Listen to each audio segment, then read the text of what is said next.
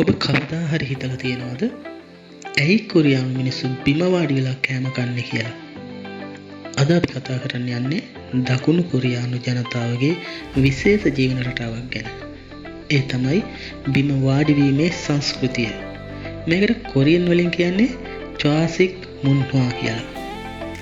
කොරියාවේ පැරණි කාලයේ සිටම ඔන්දොල් කියන බිම උණුසුම් කිරීමේ ක්‍රමයක් තිබුණා. ගෙදර යටින් උණුසුම් ජලය යෑමට සලස්වා මුළු බිමම උණුසුම් කරන මේ ක්‍රමය සීත කාලයේදී ඉතා වැදගත් වුණා. ඒ නිසාම මිනිස්සු කොට්ට මෙට්ට දාලා බිම ඉඳගෙන ජීවත් වෙන්න පුරුදු වුණා. කොරියානු මිනිස්සු බොහෝ වෙලාවට පහත් මේසයක් වටේ බිම වාඩි වෙලා කෑම කනවා. මේ පවුලේ එකමුතුව වැඩි කරන ලස්සන පුරුද්දක් ලෙස සැලකෙනවා.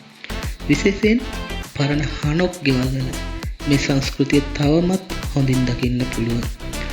කොරියාවේ බිම වාඩි වීම ගෞරවයත් එක්ක බැඳුණු දෙයක්. වැඩිහිටියන් ඉදිරියේ පිළිවෙලකට බිම වාඩි වීම ආචාරශීලී බවක් විදිහට සැලකෙනවා. ගෙට ඇතුළු වෙන්න කලින් සපත්තු ගලවන එකත් පිරිසිදුකම සහ ගෞරවය පෙන්වන සංස්කෘතියක්.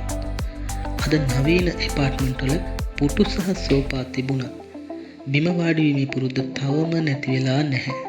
කොරියානු රෙස්ටුරන්ට්ස් බොහෝමයක අදටත් බිම වාඩි වෙලා කෑම කන්න පුළුවන්.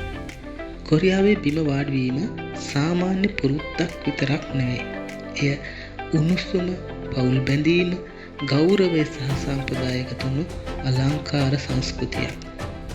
ඔයාටත් බිම වාඩි වීමේ සංස්කෘතිය අත්දැකීම් තියෙනවා නම් පහලින් කමෙන්ට් එකක් දාන්න. ඉතින් මේ වගේ කොරියාව සම්බන්ධ වීඩියෝ බලන්න අපේ channel එක subscribe කරන්න, page එකට like කරන්න, page එක follow කරන්න, තවත් කෙනෙකුට බලන්න